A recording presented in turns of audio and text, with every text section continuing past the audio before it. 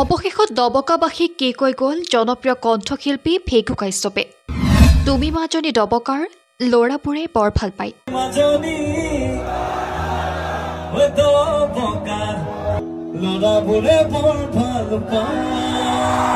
ভেগু কাশ্যপৰ জীৱনৰ প্ৰথমটো অভিজ্ঞতা যোৱা সন্ধিয়া দেখিবলৈ পাইছে বুলি জনালে সংবাদ মাধ্যমক।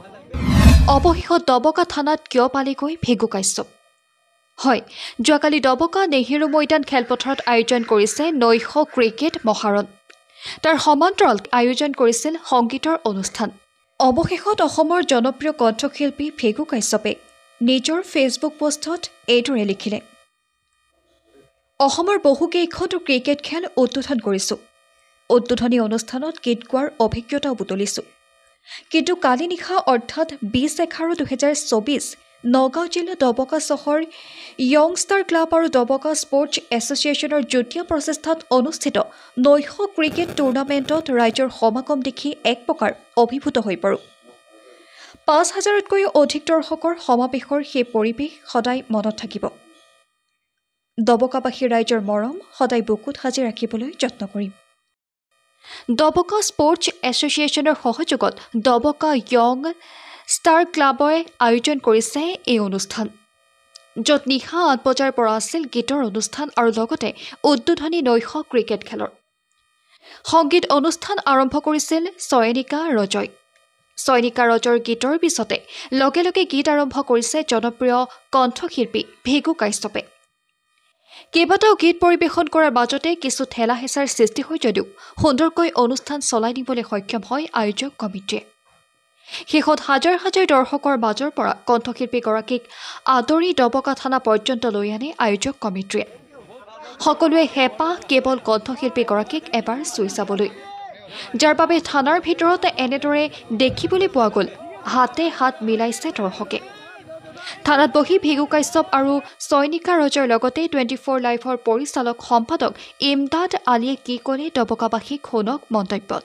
প্ৰথম কথাটো হ'ল বহুতখিনি ক্ৰিকেট মেচ অসমৰ বিভিন্ন ঠাইত উদ্বোধন কৰিছোঁ, তাতে গান গাইছোঁ, কিন্তু বিশ্বাস কৰক দবকাৰ আজি যিটো ক্ৰাউড, মই যিটো পৰিৱেশ দেখিলোঁ, আজিলৈকে মোৰ বৰ্তমান 38 ইয়াৰ্ছ, মই যেতিয়াৰ পৰা গান গাবলৈ ধৰিছোঁ আজিলৈকে এনেকুৱা জনসমাৱেশ মোৰ অনুষ্ঠানত, আমাৰ অনুষ্ঠান চাবলৈ যি ৰাইজৰ জনসমাৱেশ ঘটিছে মোৰ জীৱনত আজিলৈকে হোৱা নাই।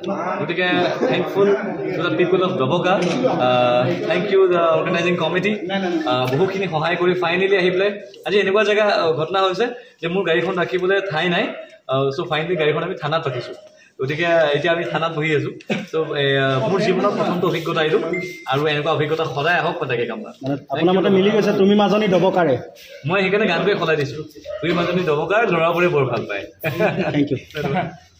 মই চয়নিকা, আৰু আজি ইয়াতে আহি খুব ভাল লাগিছে। আচলতে বহুতখিনি অডিয়েঞ্চ আৰু অলপমান বিশৃংখলতাৰ পৰিস্থিতি হৈছিল যদিও অনুষ্ঠানটি সুকলমে হৈ গৈছে, আৰু মই আৰু বিপুলা আছিলোঁ অনুষ্ঠানত। খুব ভাল লাগিছে আৰু আশা কৰিছোঁ আগলৈকো এনেকৈ আহি থাকিম আৰু এনেকুৱা অনুষ্ঠান কৰি। আৰু দবকাবাসীক কি কৈ যাব অৱশেষত যোৱা সময়ত? দবকাবাসী ৰাইজলৈ বহুত বহুত ধন্যবাদ এনেকুৱা এখন অনুষ্ঠানলৈ মোক নিমন্ত্ৰণ কৰি অনাৰ বাবে, আৰু ইমান ধুনীয়া এখন মঞ্চ মোক দিয়াৰ বাবে ধন্যবাদ। আচলতে আজি এখন খেলৰ বাবে আহিছিল, আৰু খেলখন কেনেকুৱা ধৰণৰ খেল হ'ব কি কথা দবকাত আহিছিলোঁ। তাৰপিছত ভেগু কাশ্যপৰ, অসমীয়া জনপ্ৰিয় কণ্ঠশিল্পী ভেগু কাশ্যপৰ সংগীতানুষ্ঠান আছিলে। তেওঁ আজি খেলখনৰ উদ্বোধক হিচাপে আহিছিল, আৰু ইমানেই বেছি ভিৰ দেখিছোঁ, মানুহৰ খেলৰ প্ৰতি ইমান আগ্ৰহ, বা ভেগু কাশ্যপৰ গানৰ প্ৰতি যিটো আগ্ৰহ দেখিলোঁ, ইয়াত 15,000 20,000 মানুহ অনুৰাগী দেখি আচৰিত হ'লোঁ। আৰু সঁচাকৈ মই জীৱনত এনেকুৱা ধৰণৰ ভিৰ দেখা নাই। খেলৰ পৰিৱেশ লগতে সাংস্কৃতিক প্ৰেমী ৰাইজৰ যিটো পৰিৱেশ দেখিলোঁ আৰু যিটো মৰম দেখিলোঁ, আজি এজন কণ্ঠশিল্পীক মিনিমাম 500,000 ল'ৰাই আদৰি আনি থানাত ৰাখিবলগীয়া হৈছে, কাৰণ ইমানেই মানুহৰ ভিৰ, প্ৰত্যেকে মৰমত তেওঁক এবাৰ চোৱাৰ হেঁপাহ কৰিছে, চুই চোৱাৰ হেঁপাহ কৰিছে। আচলতে এয়া অন্তৰৰ পৰা ভাল পোৱাৰ বাবে এইটো হৈছে, আৰু ধন্যবাদ জনাইছোঁ তেওঁ যেন সকলোৰে লগত মিলি আছে আৰু দবকাবাসী ৰাইজকো ধন্যবাদ জনাইছোঁ। আৰু উঠি অহা প্ৰজন্ম, উঠি অহা সাংবাদিক, ইয়াৰ প্ৰত্যেকজন সাংবাদিক বন্ধু তথা জ্যেষ্ঠ সাংবাদিক ধন্যবাদ জনাইছোঁ। তোমালোকে সকলোৱে কাম কৰি আছে।